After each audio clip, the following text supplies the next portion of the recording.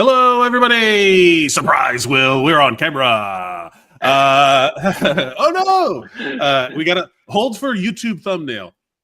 What open mouth craziness? Hey, everybody! Welcome to Zeros on Heroes Collateral Benefit.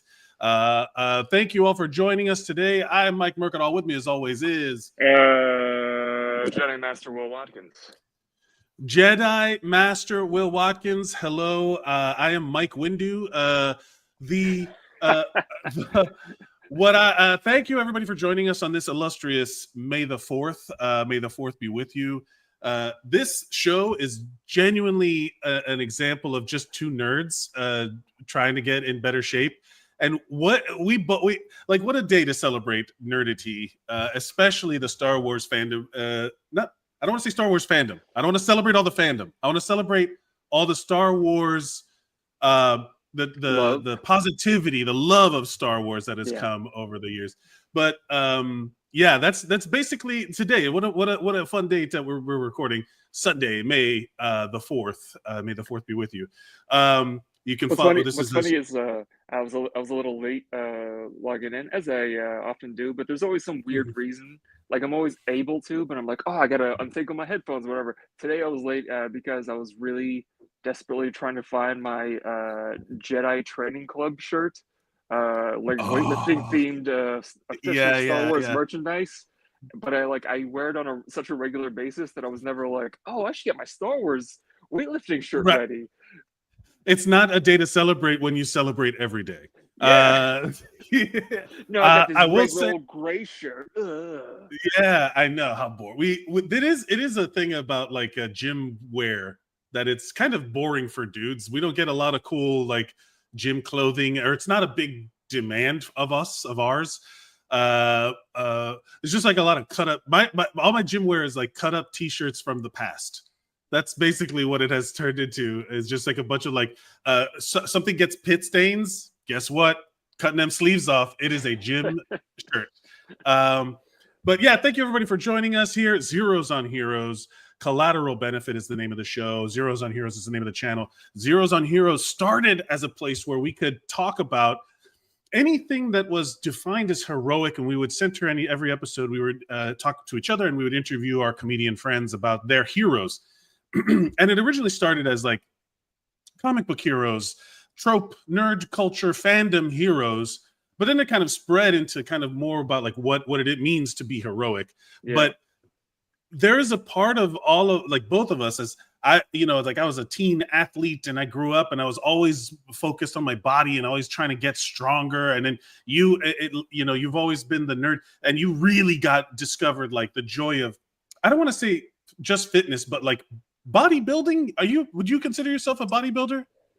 There's this channel I watch on YouTube called Buff Dudes. I don't know if you've ever seen them. They're very like 80s brotastic kind of stuff. And they explain that they call themselves Buff Dudes and not bodybuilders because bodybuilding implies that you're competing in something. But they're just they're just like Buff Dudes. They go to the gym and they get buff at the gym, and they're just Buff Dudes. Yeah. Like the same way I would never call myself a mixed martial artist, but I've trained in like a variety of martial arts that are mixed. It was never competitive. It was always just to learn the thing, Yeah, so I totally get it. It's funny, mixed martial arts almost kind of sounds like you're, jack of all trades, ace of none, where it's like 100%. I love that is, if there's ever like a motto for my life, it's that, because it is genuinely, it's also like the battle cry of the ADHD hyperfixation jack of all trades, but they leave out the phrase jack of all trades, master of none will still always be better than a master of one, right? Like if you're only good at one thing, you're the best. You're so good. You know it to the deepest part of your brain. You know every aspect of something. And then someone's gonna be like, hey, I have a question about this other thing. And you're like, that process, Yeah. So jack of all trades, master. I think it's like Bruce Lee had the thing where he said, I don't fear the man who practiced 1,000 kicks once. I fear the man who practiced one kick 1,000 times. No, I don't fear the man who's practiced 1,000 kicks. period. And then it's you're the man who's practiced one kick 1,000 times, because you'll find every possible way to use that one kick. So again, these are all just shortcut slogans, little aphorisms, little Which mental we're a fan of here. mnemonics.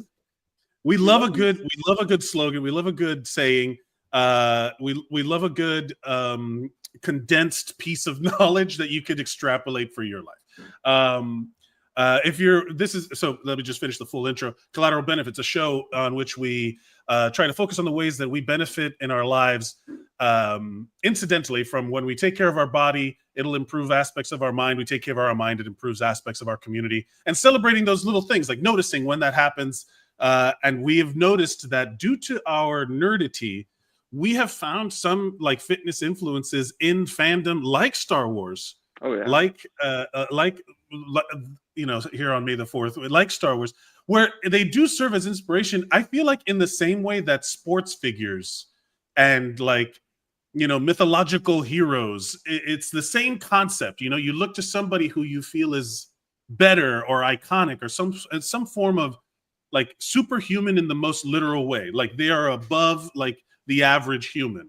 And then you look on that as an aspirational figure. And then all the lessons learned that way. I'm sure there's like, there have to be God-related Christian fitness channels that use the spirit of the Lord. I'm sure there are people who are like the science-based lifters that use the I'm sure there's a whatever you take inspiration from to motivate your fitness goals. Why not Star Wars? There's a recent movie where it's about an MMA fighter, but back in like 0 AD, and he ends up meeting Jesus, and Jesus gives him tips on how to be an MMA fighter or some shit, and it's just like, oh my god.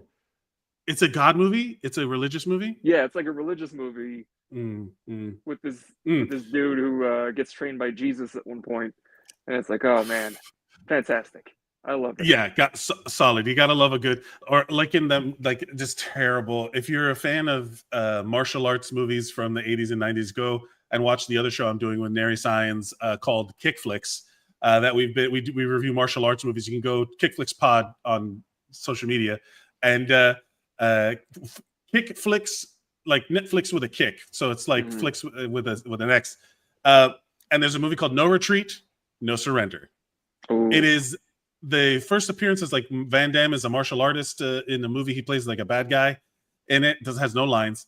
But the movie is basically like this kid. He's like competing in a martial arts tournament because there's always a martial arts tournament. Yeah, classic. And he's being taught through his mirror by the ghost of Bruce Lee. Now, that's a tough question to be. Would you rather be trained by the Lord God himself, embodied, incarnate on earth, or the ghost of Bruce Lee through a mirror? In the world of cinema, those two are up for grabs, right? Like up for grabs. I will say this in regards to as if somebody who was once wanted to become a priest and studied various theological lessons, that not only is there the instance of Jesus overturning tables in the temple, where there is a thing of justifiable rage and violence can be used in a proactive sense, but even to the point of the idea of turning the other cheek isn't about pacifism. It's about if somebody, rich people, when they backhand you, they don't want to hit you with the soft part of the hand. So if you turn the cheek to them, you have to, they have to use the soft part, which means that you're now their equal because they're using the soft part. And that's what they strike fellow rich people with. So it's more about telling capitalists to suck my dick. Yeah. There's a lot of that in there. There's a lot of the Bible. Look, I don't think we talk about how anti-capitalist Jesus was enough, but also fitness. He loaves and fishes, real protein focused diet based for those 5,000. The abs on Jesus. He had the shape, the shape you get in by doing a trade, a blue collar job like a carpenter. He had to have had 4 arms of steel. This guy, which makes those nails even more like a powerful statement. He had to have dense bones from all the hammering. There's so much there to unpack in the true context of what, like, of of let's take a scientific approach to Jesus's bodybuilding. All right. Now that we've been sacrilegious enough, let's talk about something that is entirely not political and embraced by everyone. Star Wars. Not divisive at all. The world of Star Wars. I will say, in regards to Star Wars and fitness, I think one of the montages, the fitness montages, everybody always talks about the Rockies and all that. One of the greatest fitness montages is Empire Strikes Back, when he's in Dagobah with Yoda on his back, leaping, jumping, swinging on vines. And what I like about that training montage is not only is he training his muscles and whatnot, but he's also learning these philosophical, theologian, style lessons. And it really shows that in order to be a fully trained individual, you have to have both those parts of your mind and body exercised. There's never a time. I think that's something that doesn't get talked about a lot. Where when they show these training montages, like one of my favorite, and look, I guess this episode goes hand in hand with kick flicks. A lot of the kick flick stuff, we judge it based on whether or not there's a training montage. Because every movie, there's certain tropes in movies that involve the betterment and improvement, the passage of time through montage and showing the improvement so that there is a justified reward at the end when they win or compete, when they achieve their point of victory, whatever that is. And the fitness montage always gets lumped into like Rocky punching the thing, but it's also, there's like very clear moments where it talks about like meditation, like the mental meditation, that the meditative state that you get from training is part of every single one of those training videos. When you see them focusing on breathing, you see them doing like there's certain times where I think that part gets left out of the physical exercise, where your brain is also fully focused on one thing. Yeah. Right. Like I feel like that part gets left out in a lot of the conversations about training. And that the Star Wars one is very good. A lot of the Disney ones are pretty good. Like when they show like you have to look inside and look all these lessons about a hero, just like yes, that. Yeah. And he's not fulfilled. He's fully successful. He's not fulfilled until he's fighting for some other purpose, for himself, to save others, not just to aggrandize himself. There's all of that stuff. And in the Jedi thing, the whole practice of Jedi, which according to the military, I don't know how it is in the rest of the government, but it's recognized as a religion. Jedi is recognized as a religion. Recognized as an actual religion. Yes. Yeah.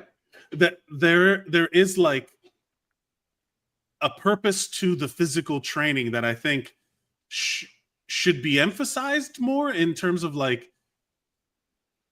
I'm trying to, maybe I'm making this up because I heard about it. It was like a joke in someone's thing, but there is that concept of like, in the Bible that says something about like taking care of your body. And I wish I could remember the thing. I don't know. Maybe someone could find the proper reference. I mean, you look at basically Star Wars is, George Lucas created it, took inspirations from various cultures and religions. So obviously like, the concept of the Force is based on Zoroastrianism. They got the Ashla and the Boga, the light side and the dark side. And then the Jedi, the yin and the yang. There's a lot of Eastern religion things present. Yeah. The Jedi themselves, he's very open about how it's basically a bunch of samurai who are, you got the swords, samurai swords, but they also have this philosophy and teach art and literature and learning. So you have that aspect, and he borrows from everybody, and it's always Shaolin monks who are they're monks, but they're also intensely mentally focused. Yeah. That's the primary function of that is the mental, and then the physical is a product of the mental, right? Yeah. Like they train their minds so much that they can do things with their bodies, like all that whole aspect of like, where if you're strong enough in the Force, like it's that thing of like, if you're a Jedi, do you really need strong muscles, or is your inner force strong enough to do the things that do all that stuff? Since we don't have magic, right? The human race doesn't have like metaphysical supernatural powers that we have evidence for. Mm-hmm. Please, I'm open to all proof of magic powers. You kidding me? Who wouldn't want to be a Jedi? Who wouldn't want to? We've all done it, right? Like we've all done Oh, the thing where you're like, when you go through like an automatic door. where you try to like move, like I'm trying to move my microphone with my mind, like, all right, I guess it's still not true. I'm not gonna not try again in a little while. Next time I remember, like a few months from now, I'm gonna be like, I'll try. One aspect I like of Star Wars lore is in one of the Darth Vader comics. Uh, Darth Vader's in the early years, he's trying to find a way to bring Padme back to life, and he's his castle on Mustafar is built on an old ancient Sith temple. So he's able to find a way to go into the the netherworld kind of thing, this ethereal force, and in it there's his body, but you don't see his face. And then where his arms are is like this like red glow, so it kind of looks like his fake limbs have this red glow, where the rest of his body is just this black void. So it's like in the Force, you are whole. Right. Yeah. Because what does Eo say? This is just fleshy matter, means not, yeah, or whatever. Yeah. Luminous beings are we, not this crude matter. Yeah. I love that. I love that. That's one of my. That is my rest in peace for people. When people are when we lose somebody from this plane, like their spirit is gone, their consciousness leaves us. The body remains, and it's a perfect example of whatever you want to define that luminous being to be. That we're all like ghost powered meat robots. You know what I mean? Like that's kind of the concept.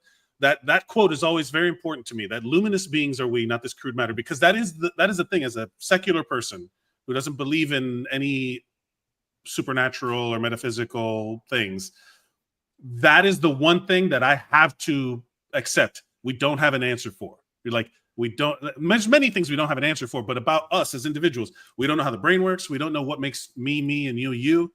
Even though we're made of the same essential component parts, why are we different? Whatever that spirit is, that to me is like perfectly encapsulated in that line. You know, I think scientifically we do have an answer, which is that matter can be neither created nor destroyed. So that even in death, as your body decomposes, you feed the plants feed the animals. You are one with the Force. We are all the true quote of like the science-based quote that I love is Carl Sagan's "We are star stuff."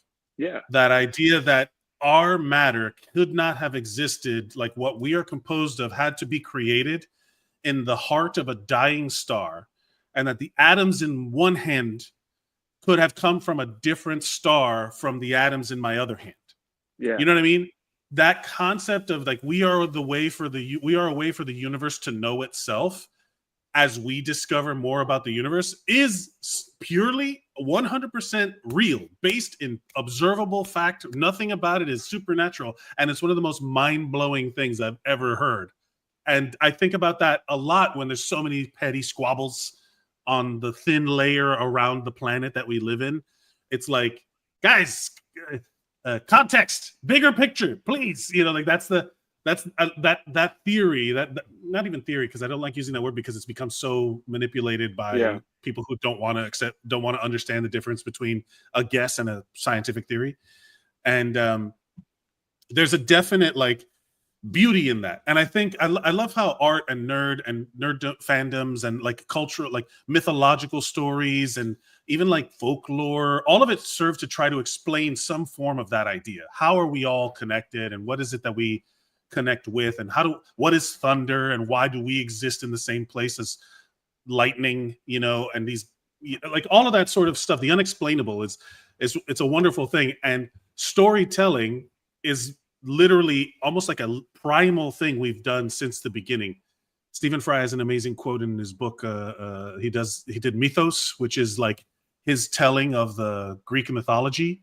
Yeah, it's an amazing audiobook. If you've not, it's amazing because he tells it in a very conversational style, because his favorite of the Greek gods is Hestia, the goddess of the hearth, which, regardless of what culture you exist in and you're born into, you trace it back far enough, and every single one of them gathered around a fire to provide heat, food, protection, safety. And when you're gathered around the fire, it was nothing but telling stories, sharing knowledge, talking about don't go over there, don't eat this plant, eat this plant instead. The herd is coming. In months, we'll have to pack up and leave. Well, let's grow these seeds. All of that comes from gathering around and storytelling, which I think is part of the world of fandom, which is like our modern day interpretation of gathering around stories, which I think is kind of cool.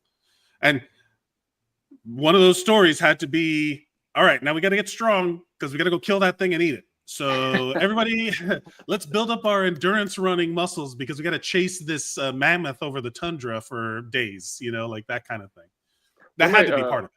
One of my favorite parts of Star Wars lore is the lore behind Obi-Wan Kenobi, which is that when you, you know, the whole idea of like midi-chlorians kind of, it's not necessarily the midi-chlorians give you your force powers, but it gives you an indication of how strong you are in the force kind of thing. And some people are more naturally attuned kind of thing.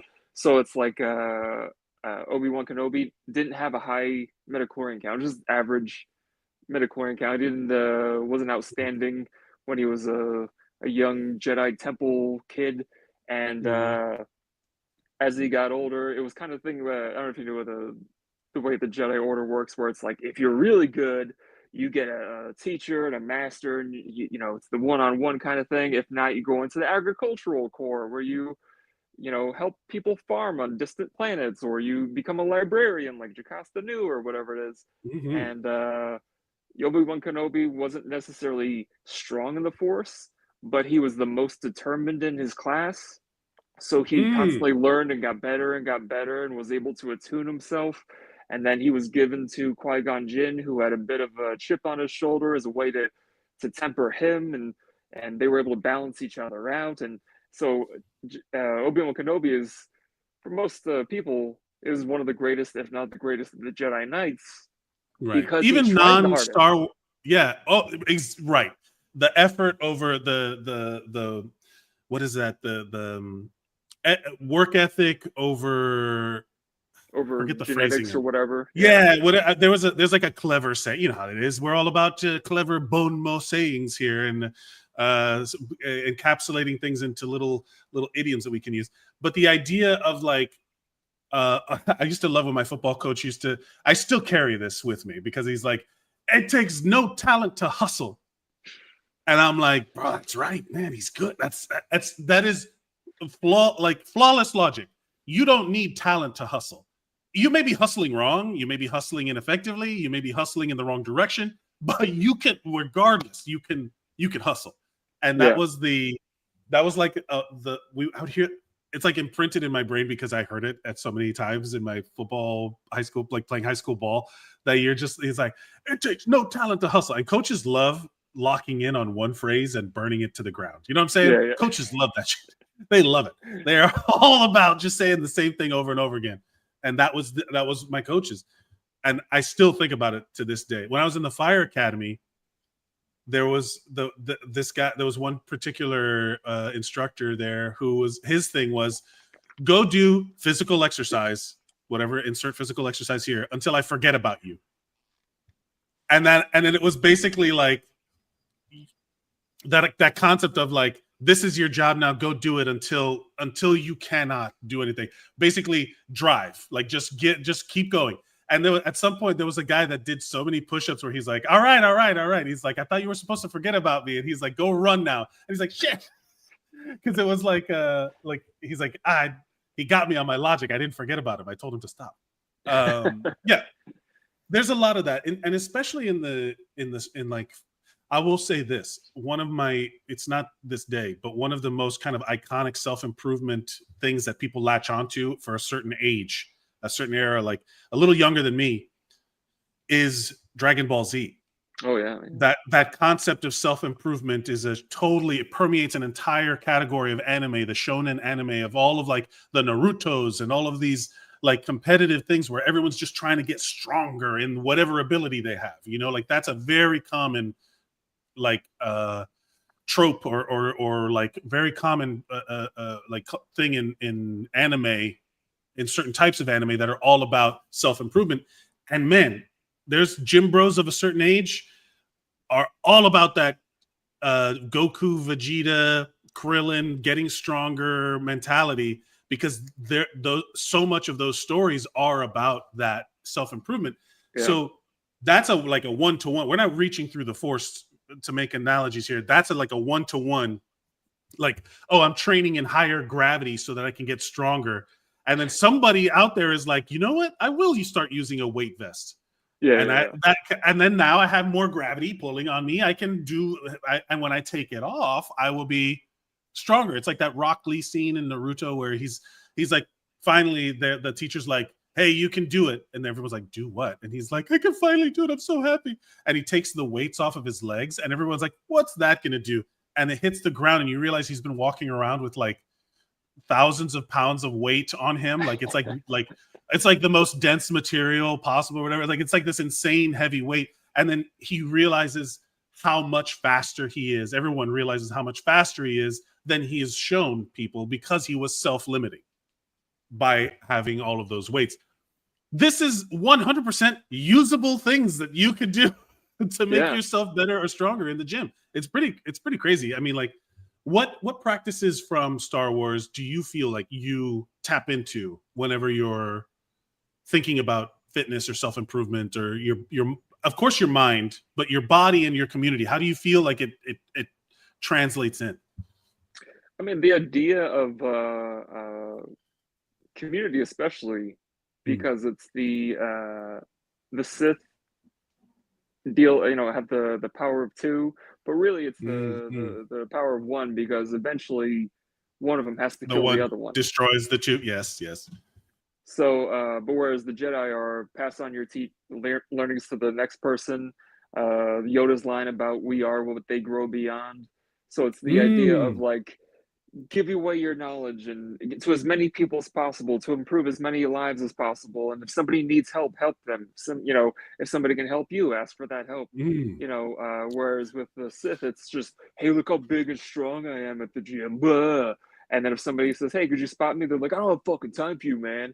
Or if you ask, hey, can I work, you've been on this machine a while, can I work in with you? Bro, I'm going to stay on here as long as it's like, all right. We're all it's like, all right, chill, dude, relax. Yeah.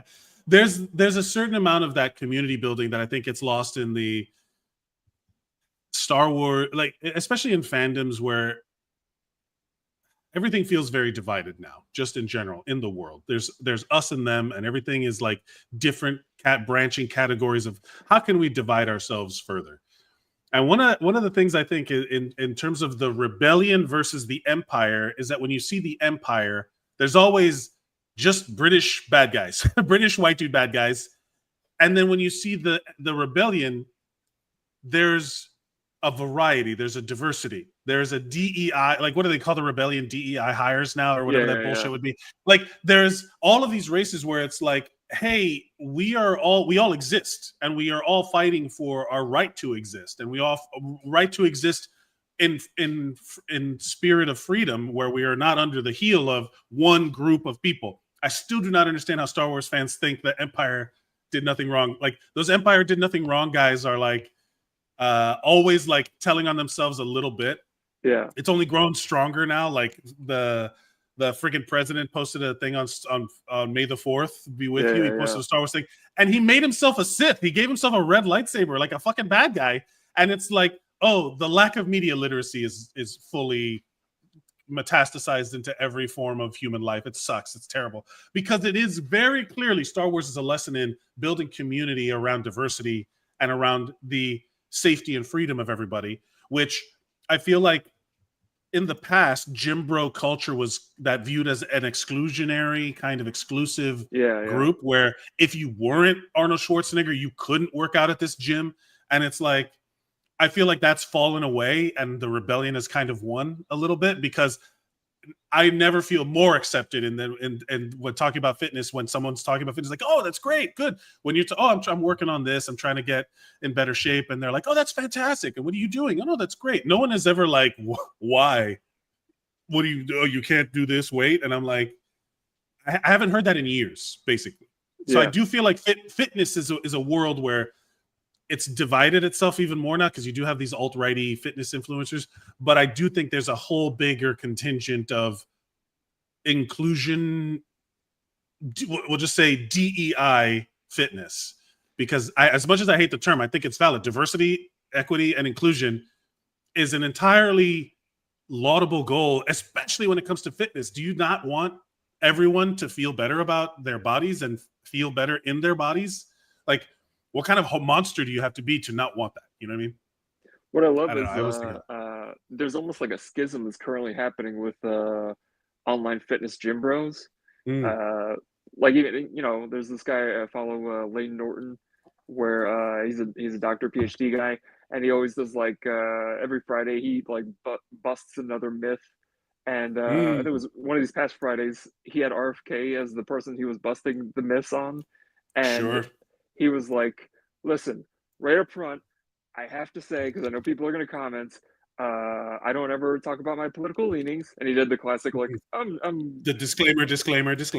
I'm fiscally conservative and socially liberal kind of thing. And he goes, "There's a lot I agree with RFK on, but I have to say, these things he's saying are incorrect. As a scientist and a doctor, I have to say he is wrong." And it's like he has to like, hey, I'm really this issue in my head of like, I want to say fuck these libs, but also, hey man, autisms don't cause vaccines don't cause autism. Yeah. There's a lot of that like where the rubber meets the road kind of thing, where it's like, you went just one step too far for me to maintain my own legitimacy as a scientist and as like a person. It's like you're getting just out of reach where I can't like you know, like all the mental gymnastics and all of the, you know, like the explaining the hand waving of stuff, you know, the Jedi mind tricking of certain realities where it's like, these aren't the droids you're looking for. They don't work anymore. People are getting, it's like, everybody's like, Watto is like, Jedi mind tricks don't work on me, only money. And it's like, oh, we get, you're literally in it for the grift. You're in it for the whatever, because if you're not telling the truth, you're lying. Like, that's the definition of the truth. So if you want to come on here and lie, now we know you're in it for the grift. We know you're in it for the scam. And that's an interesting dynamic to have online now, especially because how instantly accessible and eternal it feels. Once you post something, that will get discovered. It immediately gets discovered, and it will come back and it'll pop up. Talk to anybody who's ever posted anything slightly controversial will have to answer to it. And that's why, like, I think one of the aspects of like all of these fitness influencers, like especially the science ones, the science-based lifters who are like, yeah, that's what we thought. We used to know that. Now we're wrong. And now we were wrong about that. And now we have this new information and we can do this new thing. Done. We don't have to deal with it anymore. We've moved on, right? Like, oh yeah, okay. But anyone who's holding on to certain ideas about like the past, like especially the right-wing dudes, where it's like they have so much trouble admitting that they may have been wrong about something, because then they have to admit that they may have been wrong about everything. And they feel like this kind of like, ooh, if I let this domino fall, it will be revealed, et cetera, et cetera, et cetera. And it's so there's always that like the disclaimer, like disclaimer, fuck the libs, blah blah blah blah. But also here's the truth, and that's a kind of like, I don't want to I want to respect the guy for even doing it, because that is almost directly confronting the kind of people who would be supporting it. Yeah, because that's like, it is a very like almost like a career suicide kind of thing to critique. As much as like conservatives are like, these libs are such snowflakes, it's like, hey, RFK Jr. is wrong about this one thing. I'm gonna let's ban this channel. We can't boycott. And unfortunately, that has made its way into every aspect of fandom as well, including Star Wars. Like we would be remiss to not mention how toxic just like, I can't read comments on Star Wars things anymore. I can't read comments on anything anymore, but like I feel almost like blessed to, when I don't know what people think about something. Like, I feel what a blessing. I'm tired of knowing what everybody thinks about everything. And when it comes to Star Wars, when all I could hear about the Acolyte was like a big example of like people up in arms. The Last Jedi, the sequels, as much as I disliked the storytelling, and this is happening in The Last of Us as well. This happened with the video games in The Last of Us, where people were so angry at something that happened in the story of the game that they went after the actor who played the character that did the thing that they did not like in the story that was written for them by somebody. You know, it's like there's a lack of like media literacy and understanding reality, even if you can't separate the stories from how they make you feel. Because it's not the story that you're upset at, it's the you part where you're like, oh, I feel bad about this. I'm going to get mad at, I'm going to externalize it and do classic projection, like where, and I feel like you see that so much also like in the right-wing communities about literally anything that's a right-wing community. The second that there's some sort of like dispute, there's a projection, and then it's basically every accusation or every projection is a confession. Where it's like it's become that where they'll adopt the thing that they were complaining, if it works, right? They'll adopt it in a way that they can spin its adoption into their benefit, with never admitting that they were wrong. They were like, we discovered this new thing. I'm on top of this because I'm a straight heavyweight. I lift heavy, blah, blah, blah, blah, blah. But we found that if you and then they accept the new thing, but they have to spin it or whatever. And that's happened so much in the Star Wars where something's good. And like Andor is getting some of it. They're like, oh, nobody's watching Andor. It's like, actually, everybody's watching Andor and it's really highly rated and people are really liking it. Well, I don't like it. And then like a week later, they're like, here's why I like Andor. And they'll make some bullshit up. And you're like, okay. All right. Yeah. I think it's like Andor, you'll learn, buddy. Is responsible for like $300 million worth of new subscriptions for Disney Plus. And what I like is, man, even this guy, Star Wars Theory, who I used to like his channels because he did a lot of like what if kind of stuff. What if I'd watched him to the light side? Exactly. I like that's how they sucker you in. Where like they like, or that's the fandom nerd, the nerd fandom to alt-right pipeline is very powerful on YouTube. And again, it's tangentially related to fitness because ultimately everything you're doing to improve your mind will permeate through your community. And then it's how you look at yourself and how you improve your, like there's so much about what you consume online that affects your body because, like you start to feel that isolation, like you start to feel that division and you end up not wanting to move. One of the reasons why I used to like that Star Wars Theory guy is because he's also a weightlifter. He's like jacked. Yes. And so I was like, oh, this is cool. He's another guy like me. He's a nerd who likes to work out. This is cool. But then after a while, I started realizing more and more that he like really liked the story of Anakin, really liked the story of Vader, blah, blah, blah. And it's like, oh, like your thing is you want the power fantasy. You want to be the strongest. Fantasy. You want the power, and that's why you like Darth Vader and Anakin, because you want it's like, kind of like the thing with Superman, where it's like Superman isn't a power fantasy about being the strongest and most powerful. The power fantasy is that this person is using his power for good, because in life, people with power usually use it for their own benefit, but Superman uses it for the benefit of humanity. But Darth Vader's the opposite. He had this great power that he used to enslave and to be prejudiced against people and to, be evil. So when people see Darth Vader and they idolize Darth Vader, they're like, I want power. I think power. This is my, what is it? Low stakes conspiracy theories, right? Where I think that it's not a big deal, but I think if you look at it, I think I'm right.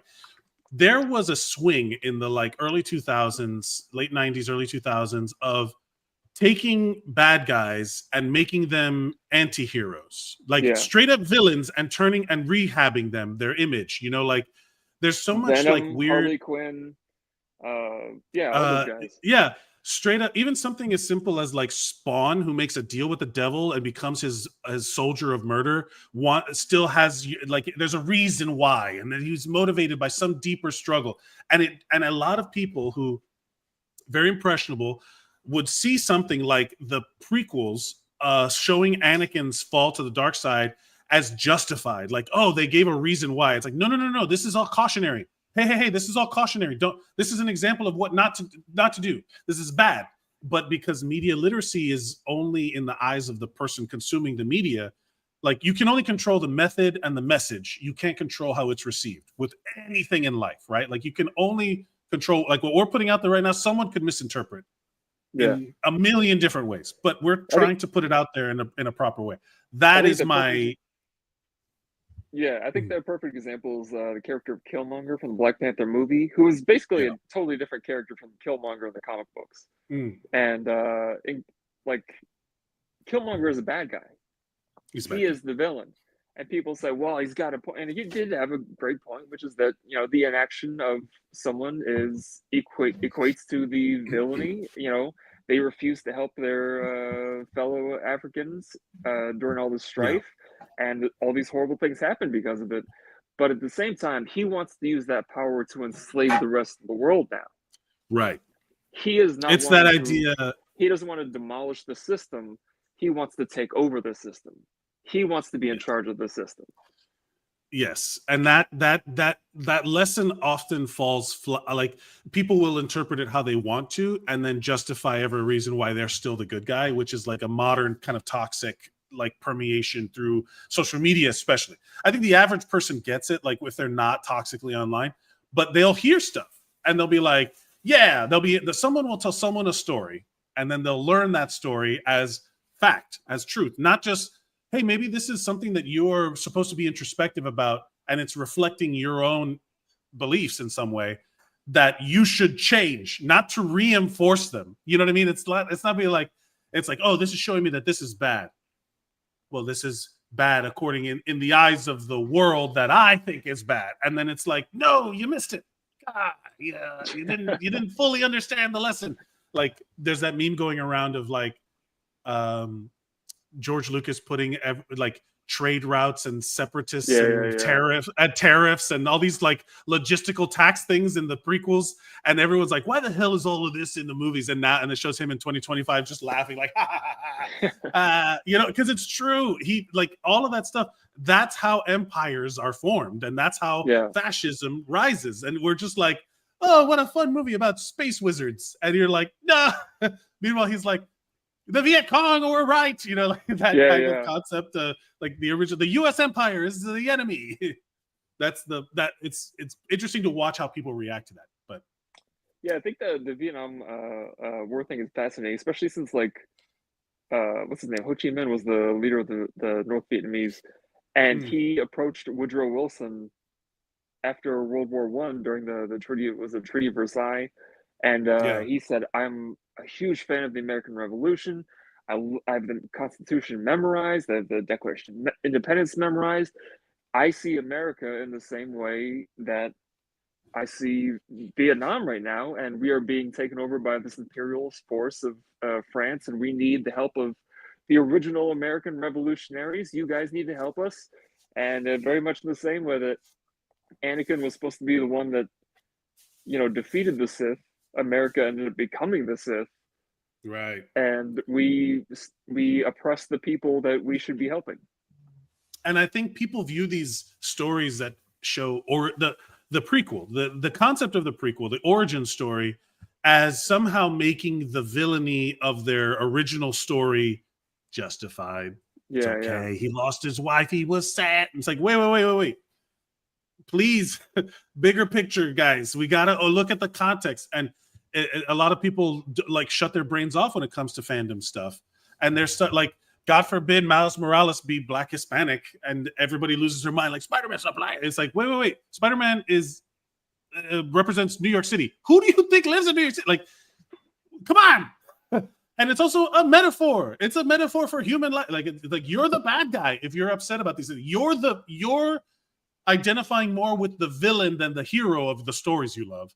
And you don't see them as the villain. You see them as the anti-hero, which is how you get the a fascist president making a fucking Sith lightsaber AI image, which is multiple layers of like, good God, dude, read the room. You know what I mean? Like, it's not going to land with the general public the way you think it is. But then again, he's not targeting the general public. He's targeting a very vocal minority of vehement cult members. Like that's and that's how you see look in Andor. That's how you see the progression of some of the language that's being used, and it's like, God, it's so close. Tony Gilroy must feel prophetic about some of the stuff that's going on now, because that was filmed years ago, and it's like, like, oh man, there's so much of it. And then I wish I could be in the room when these like right-wing, alt-right, white supremacists watch the things that they purport to love, because I wonder if in the moment there's like a complete denial or an acceptance, and then that I gotta kick back in, like what's the truth? I would love to know what's in their minds when they're watching these things, because when I watch them, all I do is I feel inspired to make change. I feel inspired to improve to rebel against the negative things in my life. And to be fair, like that inspires every aspect, including fitness, including all that stuff. But like that idea of like, no, I want to do the stand up for what's right, not just what's good. I don't know. Those things are all like very nebulous, and it's like very subjective. But there's certain things that are objective, like in terms of, the death of children. Like, hey, that's bad. Do not do that. Like, please don't do that. And that, like, and then someone's like, well, it's like, okay, you've gone over to the dark side. You've gone where I can't follow. My allegiance is to freedom, to democracy. That kind of thing. And so every one of those was a line from Star Wars. You know what I mean? Like that's it. It's fascinating, especially like episode 2 when Anakin annihilates all the Tusken Raiders, and he says, "I killed them all, even the women and the children." And some people are like, "I mean, I get it. They killed his mom." It's like the women and the children. It's like, he didn't what? Just kill the bad guys. He killed the innocents. Why that's unjustified. The memification of the slaying of the younglings is gross. I cannot stand it. Like, it is nightmarish to make that funny to me. Like, it's a horror movie moment. It's a horror element in that scene. And I was reading people were showing reaction videos of what the new re-release of Revenge of the Sith, and they were like cheering happened. And everybody laughed, and I was just like, "Oh my god!" Like, I get it that it's like what an iconically deranged thing, but the fact that there was like joke there was like people laughed at it. I'm just like the multiple layers were like, yeah, I get it. It's a meme, but that's terrible. That's fucking terrible. Yeah. It's basically it's almost like a blinking neon sign pointing to him being the bad guy. Cautionary tale. Don't embolden these ideas. Don't do this. And everyone's just like, ha ha ha ha. The Youngling Slayer 3000. Ha ha ha ha. It's like, come on, dude. It's kind of like the ending of Rogue One with the Darth Vader hallway scene. And I've seen a couple interpretations of it that I think are both wrong. Which is one, they say, "Oh, so fucking badass. He was such a badass in that scene." Or the other one is, "Hey man, Star Wars shouldn't be an action movie, and this is more of an action movie than anything. It's more of a sci-fi, and this is just him being extremely violent, blah blah blah." And they're missing the thing, which is that's not an action scene. That is a horror scene. This is 100%. An unstoppable villain who has no remorse for killing these freedom fighters. And he just wants to get this piece of information that will allow him to blow up planets. Like, this is horrific. This is one of the most horror scenes. Like, in the original movies, you're scared of Darth Vader because he's, oh my God, his presence, and he's got this outfit, and he looks evil. But then after a while, we've kind of gotten used to that look. And it's like, oh, it's Darth Vader. He gets redeemed eventually. But it's like, this is a reminder of, this is a scary horror villain. He's a monster. And he's a monster. And to a certain extent, my favorite line in the original trilogy is, he's more machine than man now.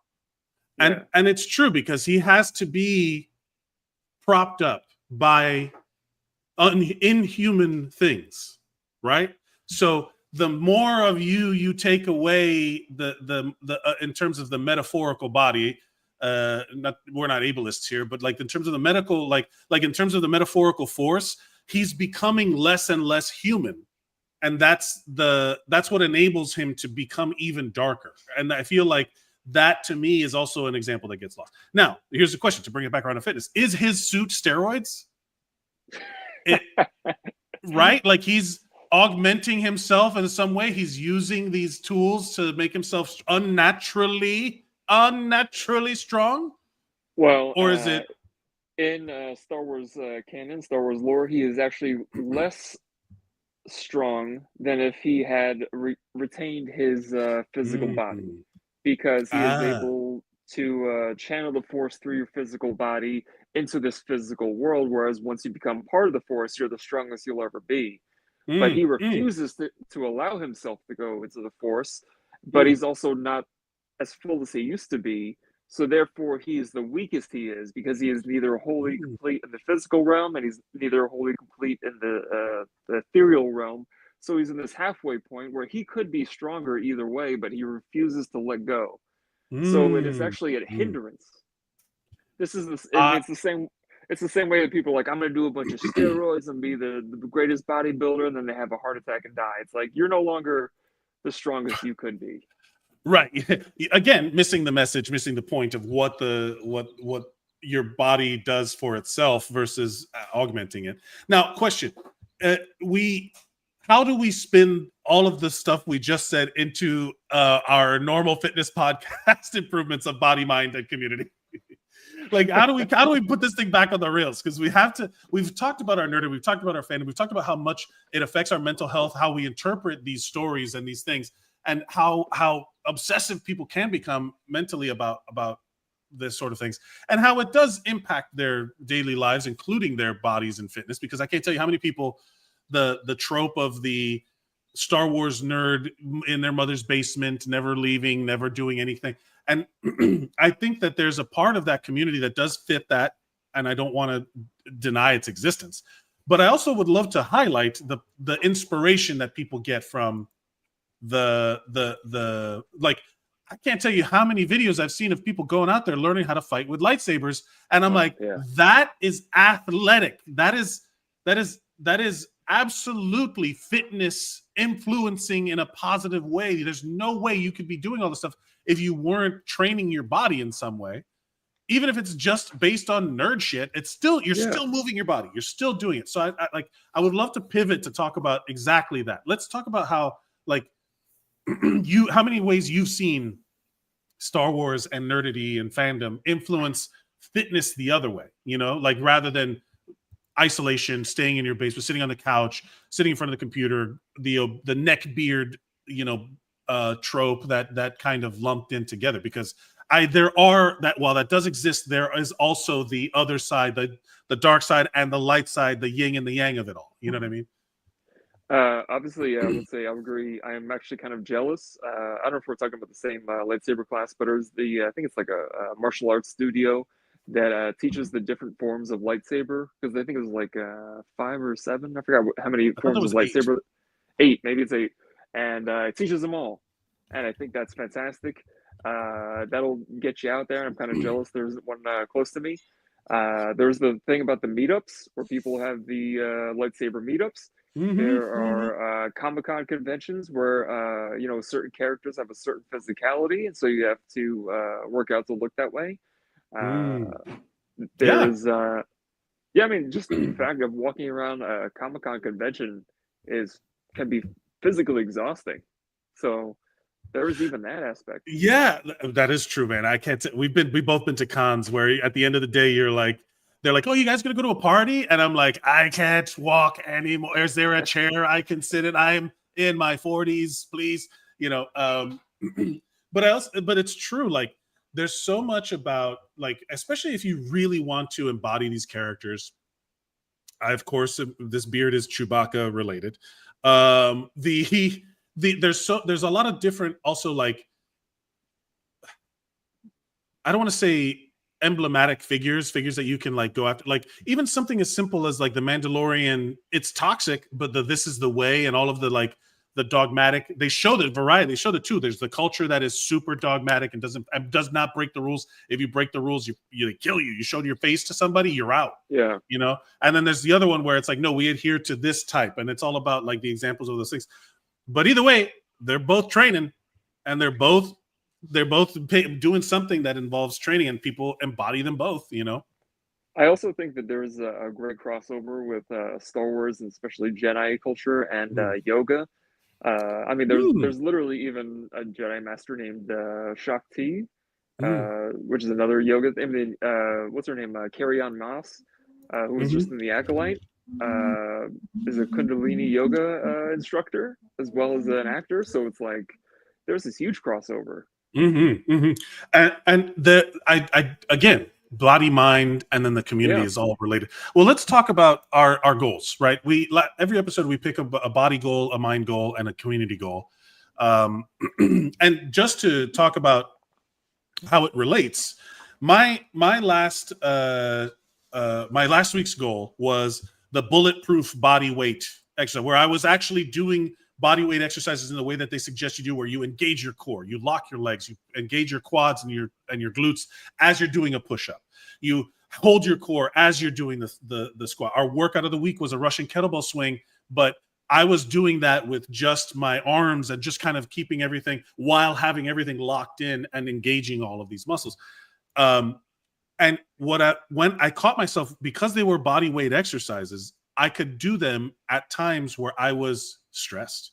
When I'm at work, I take my break time, I go on my break, and I'll take the time it takes to do everything, because you got to go slow. Also, if you want to do these exercises, body weight exercises correctly, you got to go slow. In that moment, it forced me out of whatever stress I was in at work. It let me be meditative in the moment of physical exercise, almost like doing both things. When you do exercises correctly, your mental focus is essentially what the goal of meditation is. It should be anyway, you know? Yeah. Especially if you're training for a specific movement, making sure your form is good, focusing on taking in every aspect of how your body is lining up. Are you experiencing any pain? All of that is literally what the focus of meditation is. And I caught myself doing it. So I have been doing all of my body weight stuff. I've even been doing the dips on the chair on like the side of my desk and all that stuff. I'm incorporating other body weight things as well as, and that's my body goal for this week, is stretching. My body weight goal for this week is 100% flexibility focus, but dynamic stretching. And that count you get when you feel the muscle releasing and all these things, I feel can also be incredibly meditative. That's my goal for the week. And I feel like I did accomplish my body weight fitness goals for last week. And I'm really enjoying this kind of structure that I can do it whenever I want. It's mixed in through my day. It's not like, it doesn't feel like it's eating a chunk of my day to just go to the gym or whatever. I can doing it. I'm just like, when my body feels inspired to move, I just move it. And I do feel a difference. With that said, I got to do my PT for my back because I feel that different as well. So last week, your body goal was form, the focus on symmetry of movement, which the balance of the force is also upon us, which how do you feel you did? And what's your goal for the week? So it's interesting you said all that, because this past week I had some especially my upper back, since I've been working that the past couple weeks. I was really like caught up to me, where it was like that soreness, but it wasn't like, like, oh no, my back. It was like, oh, my body is changing now. Like I can feel my body's moving in a different way, and very much what you're talking about, like the mind muscle connection, where I was like, okay, yeah, the imbalance I've been trying to work on, I can feel it's kind of kicking in right now. And actually, my workout of the week is actually going to be stretching. What I've been doing a lot is because of that, I forgot the name of this thing, but I learned a long time ago, where it's you sit on the floor against the wall with where your butt is completely against the corner. And then you line your back up so it's flat against the wall, and put your hands like this. And then you slowly I think it's called a Y raise. Put them all the way up, and then you slowly bring them all the way down against the wall. Make sure you get your back of your hand and back of your arm is completely flat against the wall.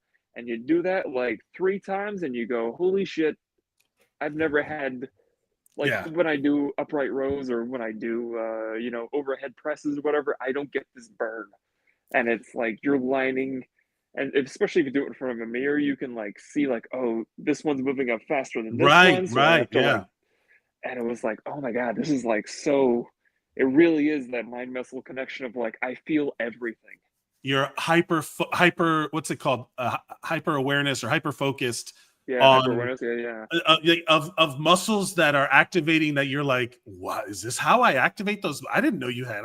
Yeah, like that. Like, wait a minute. This is a new sensation. Is it pain? I don't know. Is it the right sensation? I don't know. I've never felt this. That feeling is always interesting for someone who's so experienced in fitness as you are. yeah, Right. yeah. So at every level, it's just an example that at every level something can change. So your focus on this symmetry of movement, is that your goal for the week as well, to continue doing your? I don't even know what you would call that, a stretch or versus it's a stretch or isometric. What's it called? You're doing non-resistance movement. Yeah, I think isometric, because isotonic Isometric. is, wait, yes, isotonic is like when you just clench your muscles, and that's an isotonic exercise. So you just like flex your biceps as hard as you can. Right, Uh, right. is- Isometric is the hold, where you're holding something, and then what's the other one? Isometric Isotonic. exercises involves muscle contractions where the muscle length remains the same, while isotonic exercises involves the muscle contractions with movement that change in muscle length. I forget Same that. Man, tension. I'm so bad at vocabulary. I think it's another Yeah. reason why I never want to be like a professional. Because then you got to learn the words. Because they'd be like, "Hey, do this exercise where you do these movements," and they're like, "What's that called?" I'm like, "I don't fucking know, man. I just know it works." Right. Hold on, let me see. This is hold on. I got a good picture to show because this will demonstrate.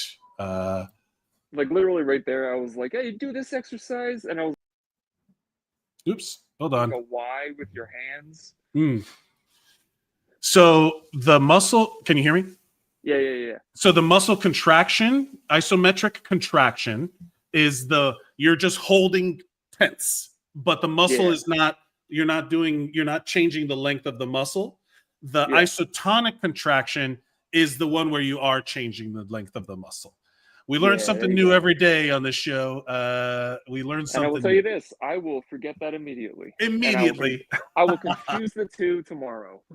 So let's try to. We're gonna hunker down. We gotta let's lock in because we gotta get. We want to make sure we get all of our goals in. Form the focus on your form and focus of symmetry of movement. You really took that into account this week, and then moving forward with this idea in your mind that you learned from this exercise. What's your body goal for this week? So my body goal is to. It's kind of like a mind body goal blend, which is I don't want to risk overtraining any certain muscle group because it's very similar to what we talked about. Where if you go to failure too often, you'll be like wiped out for the rest of the week and you can't go back, or you have some sort of negative impact on the rest of your life. So I want to be more aware of like how close to failure and how close to overtraining I am getting, so that I don't cross that threshold. So it is that balance of that reps in and reserve body mentality. Yeah. Or it's even not even like 2 reps in reserve. I might even go for like 5 reps in reserve and like really make sure it's just healthy movement, and then maybe later in a couple weeks I'll go closer to failure. But right now I'm like, I just want to make sure the movement is good without overexertion. So no overtraining, movement focused versus weight focused. That's great. I like that a lot. That's kind of in line with my body weight stuff. Yeah. Not weight focus. So do you feel your mind goal for last week was compartmentalization of worry? What do you feel like you accomplished that, and what from this overtraining thing you think will kind of be going into your week of mind goal? Yeah, I think I did do the compartmental. I started doing the week before, and I think really kind of I'm finding that groove with it, where I'm trying to make sure I don't get overwhelmed by stuff. So I think that worked. for this. Yeah, so I think the idea of like, extend the, just like we do in this collateral benefit, Hmm. extend the lessons from the gym into everyday life, where it's like, don't overexert Right. myself in any other facet, where it's like, Mm.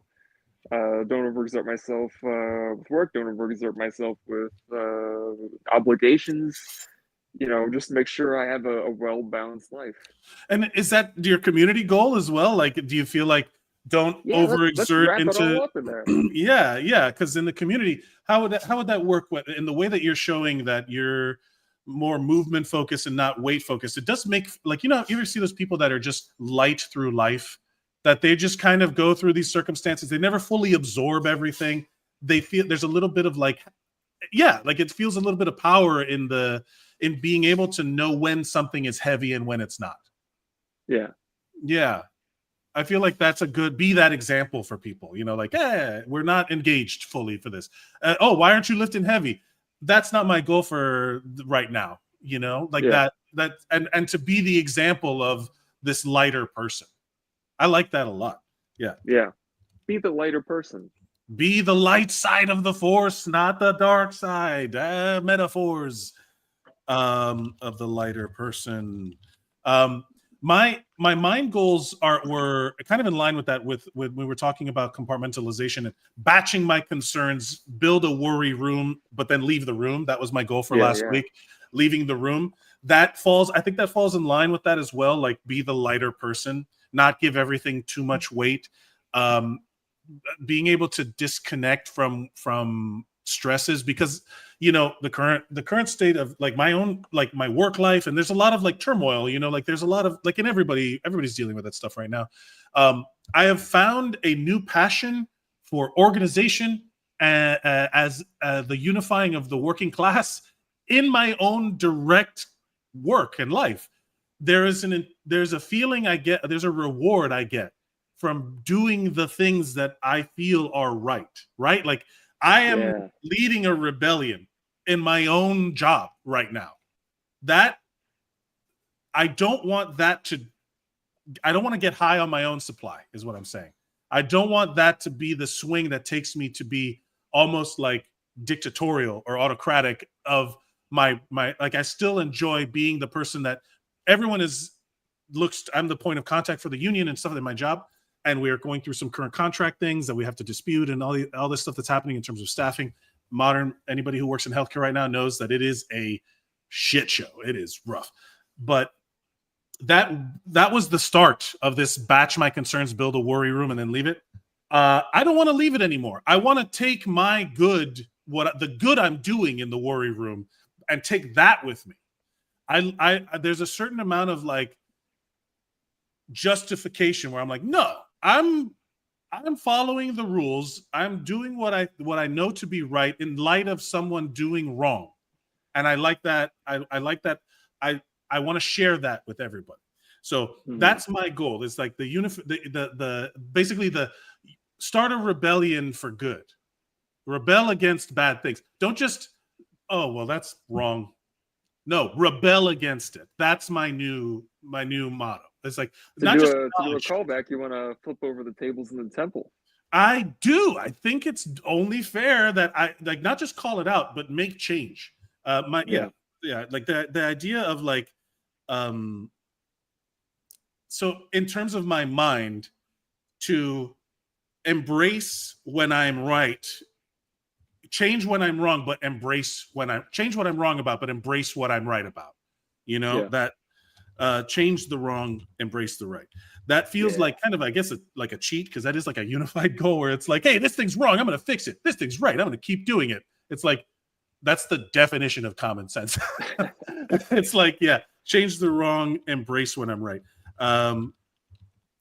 Because I am in, like, it's an example of like I'm watching Andor, and I do not want, it is not lost on me how much that's influencing my my union delegate status of going up against what I feel is like a autocratic empire.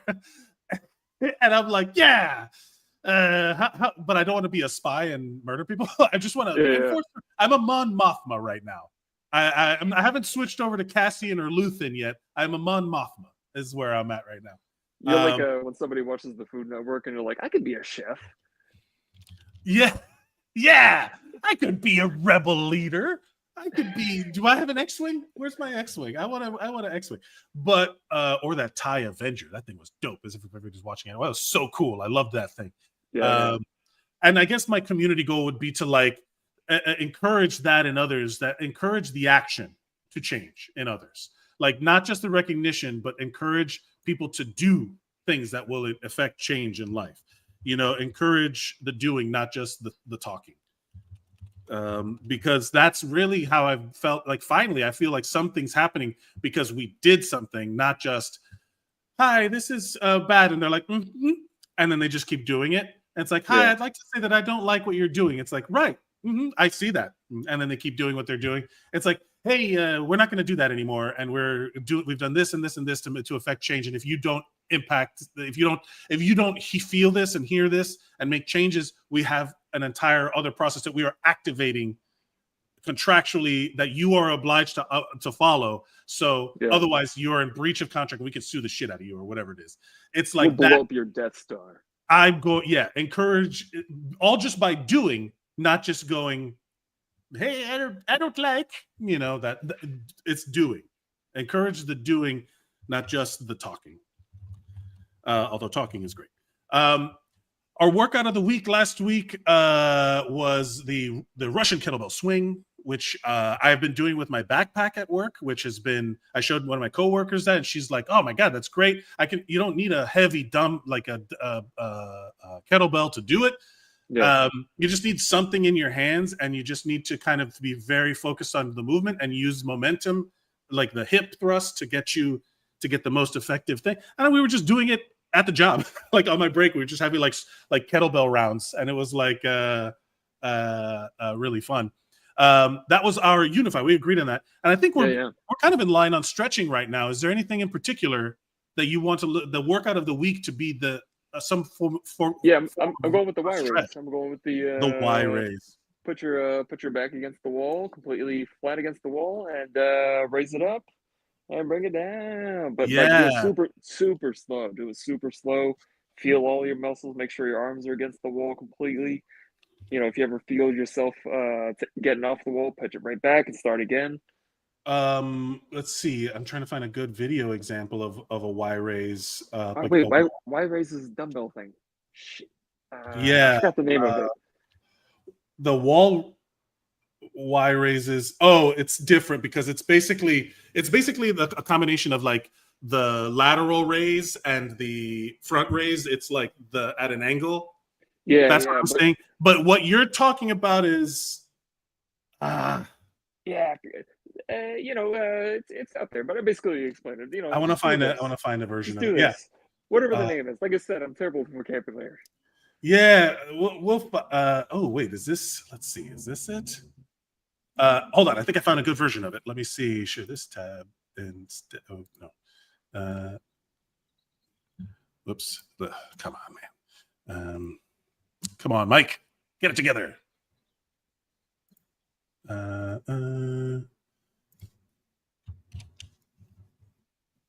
Let's see.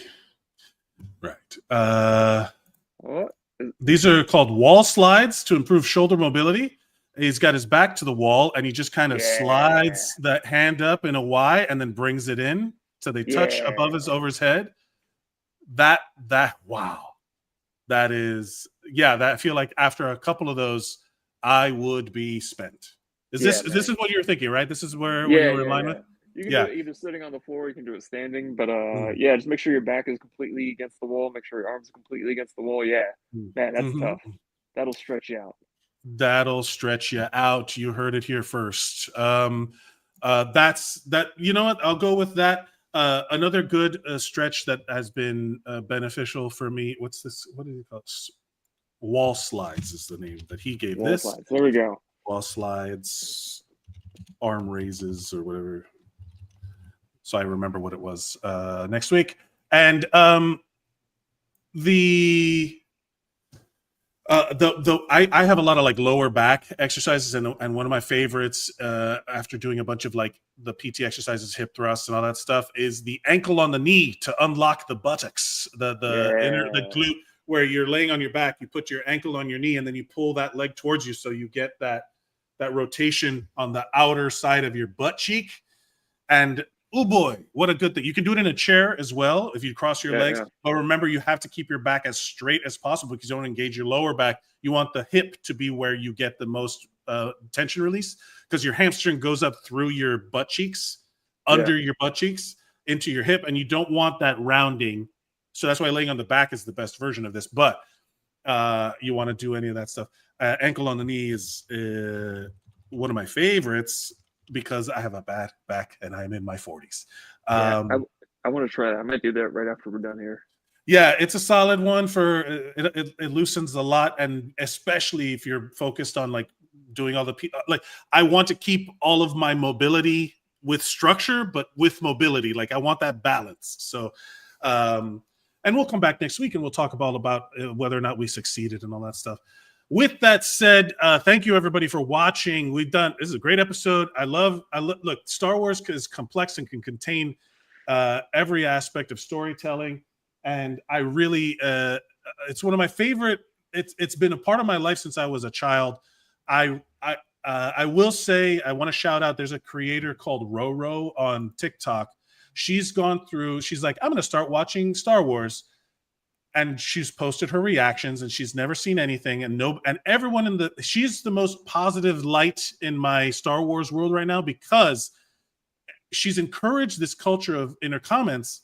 No one's spoiling anything for her.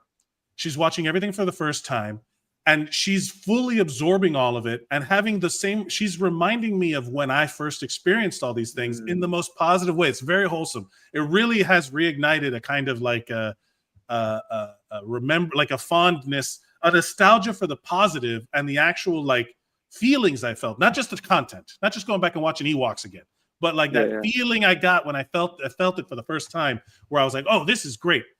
And then also she's experienced the same kind of controversy, or the same kind of like challenge of it. She hasn't liked all of it. She hasn't been like, oh, this is she had comments about Jar Jar. And I'm like, this is the healthiest way I've seen of absorbing Star Wars content without a motive, without an ulterior motive. I'll say that it's like, oh, she's fully getting it. And it really, I'm happy it's lining up with Andor and all this stuff, because it's reminding me of like the power of mythology to influence our lives. And I'm super happy for that. How's she watching? What order is she watching? Going 4, 5, 6, or 1, 2, 3? She watched 4, 5, 6, 1, 2, 3, and she watched season 1 of Andor and caught up. Everyone's like giving her stuff to watch. She watched Rogue One. I think she watched Rogue One. She was destroyed by Rogue One, as we all were. All were. And so like this is a perfect example of like having it fresh in your mind versus having the conversations that have built up over the decades change the thing. And there was all these comments about like the original versus the special editions, and the conversations came up again, but they're being handled very well. And I really appreciate her take on everything. She's shown me, like, I'm not saying I'm a super fan, but the what she's doing has revealed in me that I love this stuff. And I love the parts I love about it. I disagree with the parts that I disagree about it. I don't like the capitalistic knowledge of knowing everything behind the production of these things. And that can influence everything. And I want to separate that, because I love this stuff, man. I really do. And I hope that I maintain a love for the mythology and the fandoms that I love over time. We just saw the Thunderbolts yesterday. And I love that too. And look, there's a piece of that experience that is allowing my mind to remember what it's like, just to embrace, I like this stuff. Let me just like it. And let me enjoy what parts of it I like. And I think that's going to be what I'm like, the way I change the wrong and embrace the right, that my mind goal. That's what I'm good. That's a part of it. That's also part of it, where it's like, I'm wrong to critique things that I hate, that I dislike, more than I like talk about the things that I like in a positive way. You know what I mean? One thing I will say is I used to, when 7, 8, 9 came out, the sequels, There were aspects I didn't like, especially did not like the Rise of Skywalker. But I stopped myself from shit talking it because I Mm. remember when I came out of episode 1 as a kid, and I was like, pod racing, awesome. The Duel of the Fates fight at the end, phenomenal. I walked out going, this movie is amazing. And then all these 40-year-old nerds were like, man, that movie sucked, blah, blah, blah. And I, in my head, for the next couple of years, I was like, I didn't like episode 1. I thought it was stupid. But then I watched it again as an adult, and I'm like, oh, yeah, I remember loving this. I will And go. I'm like, I don't want to do that to this new generation. And Right. there are some kids who love Kylo Ren and they love the Rise of Skywalker. I'm like, I don't want to be that dude. I'm not going to be that guy anymore. You're wrong for having fun. You're having or your fun is wrong. That's the statement that goes around the D&D community when people do something that's slightly different than the way they would do it at their table. It's like, hey man, it's not your table. It's also not my time. This product is not being made for me. This product is being made for other people. And while I have my own opinions about content and what it's supposed to be and what they could have done, that's not what they did. And until I write my own Star Wars movie, which, hey, maybe I will. Maybe it'll inspire me to write something that is in the Star Wars universe. We talk about ideas all the time of what we could be doing. I want a Guillermo del Toro horror Star Wars so fucking bad. And I want it to, if it's a movie, great. If it's like a series, great. I don't care. But I want Guillermo del Toro to be giving Tony Gilroy money to do Star Wars horror using that. What's the force, the entity in the deep unknown regions that is like the true war that's preparing for like going to come take the galaxy. The Yuuzhan Vong? Yes, or whatever that. Yeah. Do a horror movie about that that's just eating ships out there, Event Horizon style, and make monsters, man. Like that, like Star Wars can have that. Show me a comedy heist movie with Hondo Onaka, and make a comedy movie. I would watch. All of these things can be contained, and until I do write those are great. I'm gonna let people enjoy what they enjoy. I'm not going to try. I'm not going to yuck anybody's yum, which is my new that's my focus. Is there's a way to enjoy things without putting other things down, and that's really this creator Roro, I don't know her real name, but that's what it is on TikTok, is the oh yeah, nobody's yucking her yum, she's got good takes on it, she's talking about it, she's enjoying what she's enjoying, and I'm like, oh, that's right, you can just watch this for fun, you can just enjoy these things for fun. I'll take the lessons from it that I want to, but let's just experience these things and have some fun. With that said, thank you everybody for watching. Thank you for joining us at Zeros on Heroes on all social media, at Mike Mercadal, at William A. Watkins on things, social media. If you have questions, comments, concerns, or anything you'd like to share about the aspects of your life that you're collaterally benefiting in, who knows? Tell us all about it in an email. Send it to zerosonheroes@gmail.com and we can talk about it. And ultimately, we just want you to have your own body, mind, and community goals. Share those with us as well. And what do you, even if you're failing, even if you're not reaching those goals, because you only fail if you quit. Otherwise, you're just on your way. You know what I mean? Like I always used to say that I haven't done that yet. The word "yet" to me is always very powerful. Where it's like, yeah, no, I couldn't do it yet. That doesn't mean that it's a fail. It's just not happened in this moment, but it will. That's what I say. I've achieved every goal I've set my mind to. If I haven't, I just haven't met it yet. Do or do not. There is no try. There is no try. Will Watkins, great. Is there anything you'd like to add before we go? I wanted to say, Mike, you're looking really good, man. Just trying to look like you, bro. Just trying to look like you. Thank you, everybody, for watching. Remember to go out and